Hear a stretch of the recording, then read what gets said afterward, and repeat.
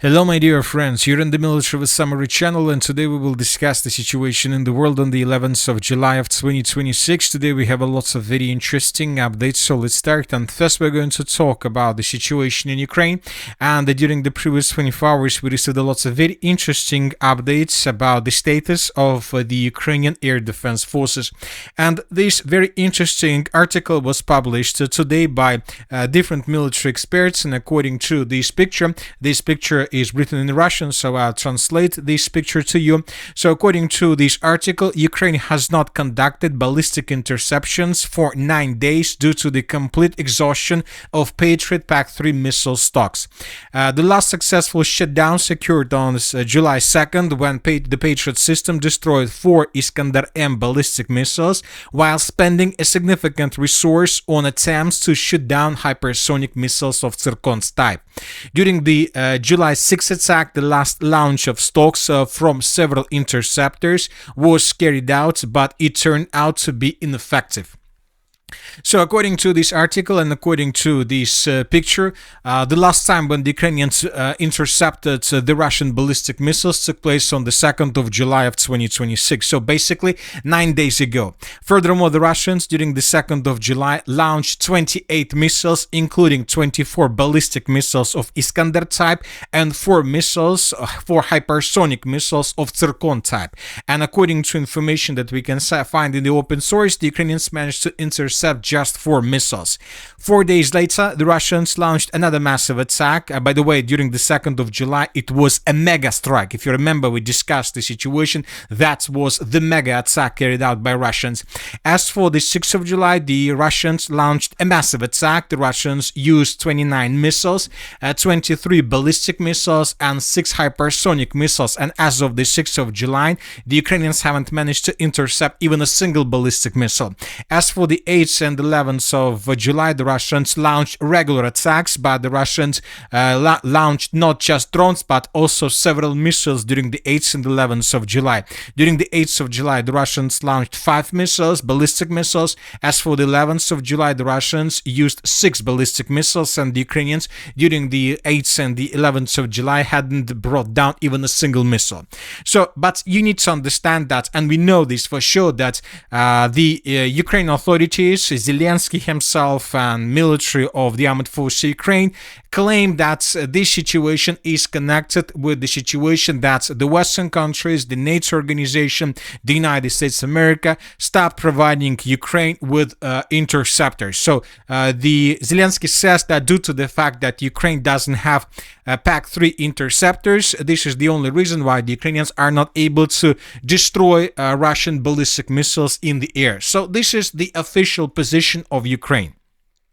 But today, a very interesting article was published by the source who has connections with the situation and who claims that he knows what exactly is happening in Ukraine right now with air defense forces. Let's discuss this article in details because you will be very interested and you will be shocked.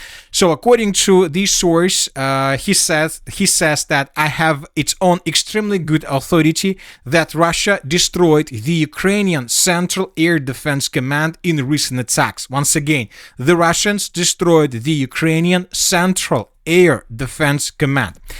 You would have noticed suddenly there was a decrease in the accuracy and information coming from Ukrainian air defense.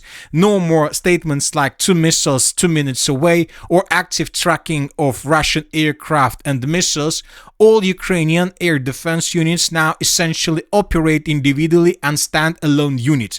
This attack managed to deal significant damage, and the Ukrainians, according to this source and according to this article, lost many highly skilled operatives.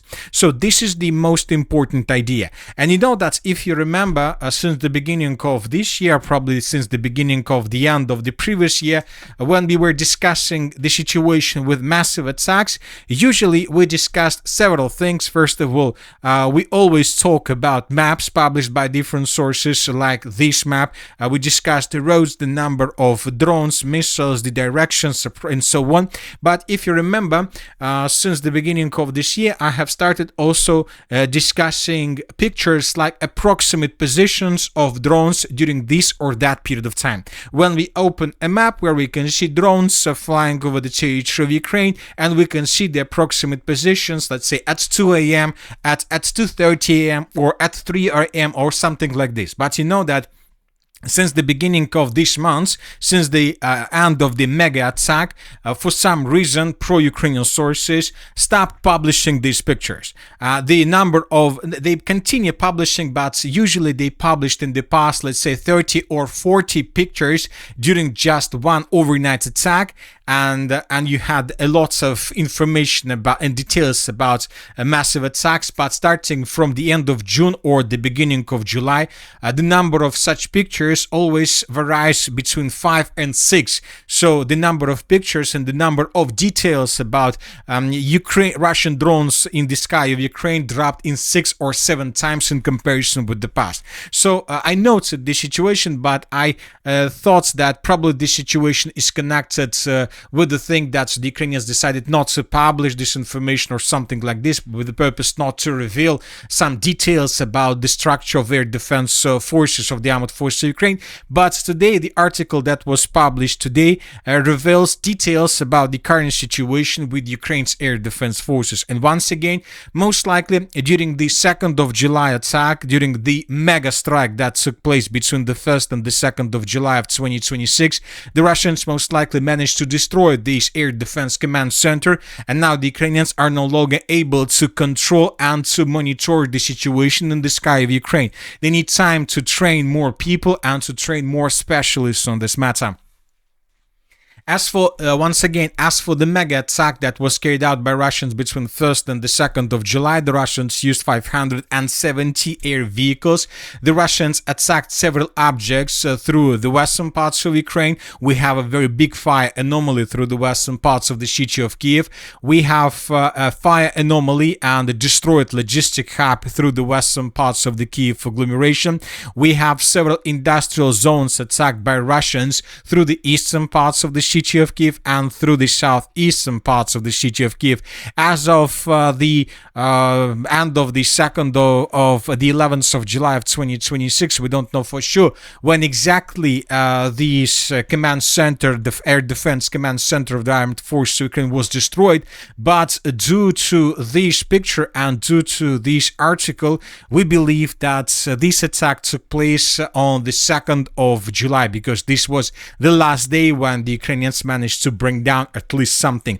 So this is a very important situation, and you know that today the Minister of Defense of the Russian Federation also published a very interesting article. This article connected with the Russian ballistic strikes, and the Russians stated that today, for some reason, they published this information also today, that the Russians reported that the Russians see no barriers on the territory of Ukraine that can stop the Russian attacks or that can prevent the Russians to hit the target. So this is the statement made by the Minister of Defense, and probably the Russians from their side are trying to tell us the same thing, that between the 2nd of July, between let's say the 1st of July and the 11th of July of 2026, something was hit, something important what is by Russians, which led to the situation that the entire air defense capability of the armed forces of Ukraine has dropped significantly. Now let's move further and let's discuss more details about the strikes and so on. Most likely in coming days we'll see another massive attack carried out by Russians. Most likely the Russians once again will attack the city of Kyiv. For example, as for the previous night, as we discussed, the Russians attacked the city of Kyiv using at least 8 ballistic missiles of S-400 type, and this picture was published today by Pro-Ukrainian sources, and according to this picture, the Russians were attacking the city of Kyiv from the Bryansk region. The sources reported that just 3 minutes left before the Russians launched missiles, and the missiles hit the target, which means that even from this perspective, also the Ukrainians don't have, let's say, lots of time to detect the missile and to be prepared and to get prepared before the missiles deployed on the territory of the city of Kyiv. Furthermore, we had reports that the Russians attacked 2 military facilities on the territory of the city of Kyiv. Kyiv. This facility was attacked by Russians. This is something like another industrial zone hit by the armed forces of the Russian Federation. And another facility, military facility, was hit by Russians through the eastern parts of the city of Kyiv. And lots of pictures and videos were published on this matter, destructions and so on. So this is the situation. But at the same time, we see that the Ukrainians continue attacking the Sea of Azov. We have already discussed the situation during the previous, since the beginning of the 6th of July of 2026, when everything started.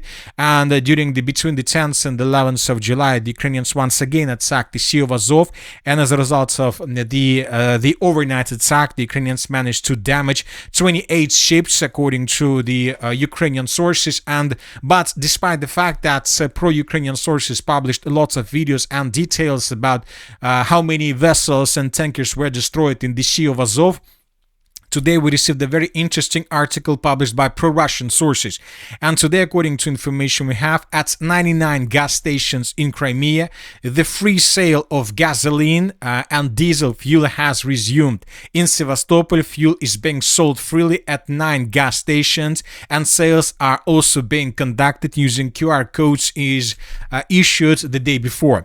So, according to this article, the Russians began selling fuel on the territory of Crimea, which means that the situation was stabilized. So once again, the Russians, due to the fact that Ukrainians managed to establish complete control over the logistic over Crimea, the Russians decided to send, let's say, hundreds, probably 100 of vessels and tankers from the territory of the cities of Taganrog and Azov in the direction of Crimea, with the purpose to make a one-time unloading of fuel.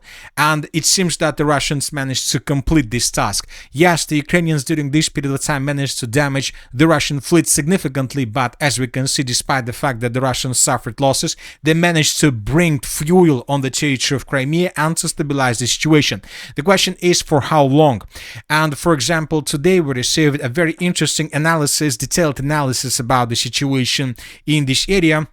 We have satellite pictures between June 30 and July 8, where we can see how exactly the number of vessels and tankers were changing, have been changing during this period of time. Satellite images showing a cluster of ships in the Sea of Azov covering the period of time between June 30th and July 11th. On June 30th, the number of ships recorded was 90, increased to 98 the following day, so by the 1st of July of 2026. On July 6th, a Ukrainian security service operation targeting tankers in the Sea of Azov was initiated, which led to the evacuation of damaged ships and the departure of surviving vessels from the area.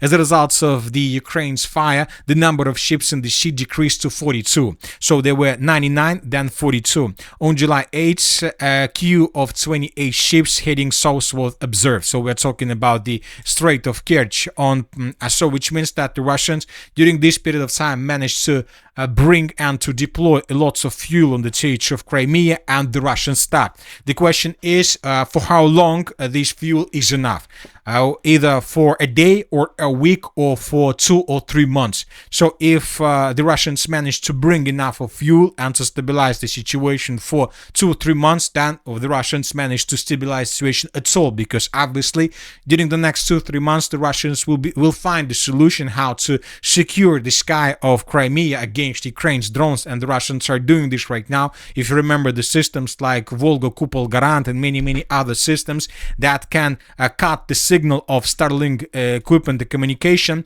But if Russians deployed fuel just for 2 or 3 days, then the situation will return back, and then the Russians will not be able to repeat this trick with Azov Sea and with hundreds of fuel tanks at the same period of time. Another important thing is the Russians closed the Sea of Azov from the south and from the northeast, probably not just due to a critical situation and Ukraine attacks, but probably even due to the situation that maybe somehow the Ukrainians planned to bring even drones in the direction of Azov Sea with the purpose to attack vessels and tankers. At the same time, the Russians these days accelerate attacks on the territory of the city of Odesa and the Odesa region. And probably these pictures are the most important pictures of the previous 24 hours, because here we can see dozens of vessels and dozens of tankers that enter and leave the port infrastructure of the Odesa region. So dozens of tanker vessels and tankers entering this territory and leaving this territory. And this is the reason why the Russians began their own retaliation. The Russians, according to information we have, began attacking the Odesa region. Lots of infrastructure was objects of the port infrastructure of Odesa region were damaged and probably even destroyed. And the Russians, according to different sources, began attacking vessels and tankers in this area as well.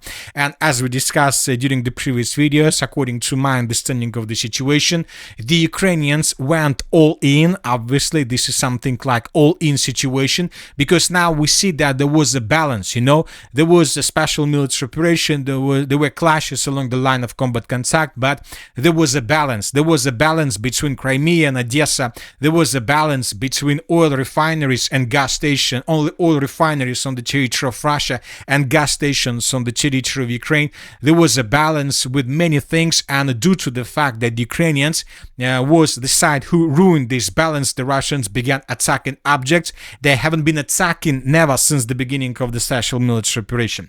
So this is the situation, and the situation continued deteriorating.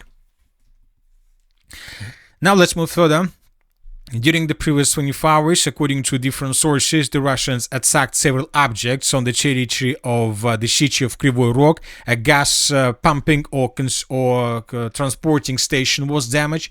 The Russians attacked several positions of the armed forces of Ukraine between the cities of Dnipro, Zaporozhye, between Dnipro and Zaporozhye regions. In this video, we can see an object of energy infrastructure that was hit by Russians. This is a fuel base or fuel depot that was attacked and destroyed by the armed forces of the Russian Federation. This facility was attacked by Russians. Furthermore, according to information we have, the Russians destroyed several more positions on the territory of the city of Zaporozhye, and according to information we have, the Russians destroyed a gas station, another gas station through the northern parts of the city of Kharkiv. Today we received these pictures, and according to these pictures, this gas station was destroyed. So now we can say that most likely every single gas station through the northern and the northwestern parts of the city of Kharkiv was destroyed by Russians, and the situation continued developing. Furthermore, during the previous 24 hours, we received lots of videos from the northern parts of Ukraine, and here we can see how Russians using drones, the sources reported using Giran Seeker drones of the fourth generation, were attacking logistics, railway service of the armed forces of Ukraine through the northern parts. So this is the current situation. Now let's discuss the situation on the ground. During the previous 24 hours, we received lots of important updates, and probably the most important one is that the Russians, as a result of offensive operation, managed to establish complete control over the settlement of Bakhivsk. And these are the changes on the ground as of the end of the 11th of July of 2026. We haven't received a video that can confirm this, just a report published by the Minister of Defense, and most likely the Russians will continue advancing further in the southwestern direction towards the settlement of Glukhov. Now let's talk about the city of Sumy and the Sumy direction. During the previous 12 hours, additional changes were recorded between the villages of Khotin and Pisarevka and in the area of the settlement of Magritsa. Pro-Russian sources, including the group of forces north, confirmed that this big forest to the northwest of Zapsilia was captured by Russians and that the Russians continue advancing further. As for the northeastern parts of the Kharkiv region, the Russians managed to break through Ukraine's defense in the area of the settlement of Belogorovka and answer the city of Belogorovka itself. So the changes, as you can see, are very big. As of the end of the 11th of July of 2026, we haven't received anything that can confirm this, but most likely in coming days we'll start receiving first videos and first updates with flags through the settlement of Belogorovka. The settlement of Belogorovka is the second largest city through the northeastern parts of the Kharkiv region after the city of Volchansk. So this is going to be the second biggest city in this area that is going to be about to be captured by Russians. Now let's talk about the Slavyansk-Konstantinovka direction. During the previous 12 hours, as you can see, according to these icons, the biggest number of updates is coming exactly from this area. Almost every single square meter, a square kilometer of this territory was attacked by Russians with FPV drones. And this is a very important situation because we see that the Russians accelerate their offensive operation in this area. The Russians deployed hundreds of FPV drone operators. The Russians deployed lots of troops in this area. The Ukrainians from their side are doing the same thing. As you can see, the Ukrainians are even forced to start using vehicles in this area with the purpose to bring additional reinforcements in the direction of the settlement of Nikolaevka. So the major battle begins, and we can make this conclusion based on these dozens of icons published from this area. As for the Dobropolye direction, the Russian offensive operation accelerates as well in this area. During the previous 12 hours, the Russians continued bombing and attacking the city of Dobropolye, its northern part, the main entrance of troops in the direction of the city of Dobropolye. As of the previous 24 hours, no changes were recorded. As for the city of Orekhov, the Russians accelerate their attacks in the direction of the city of Orekhov using bombs and aviation.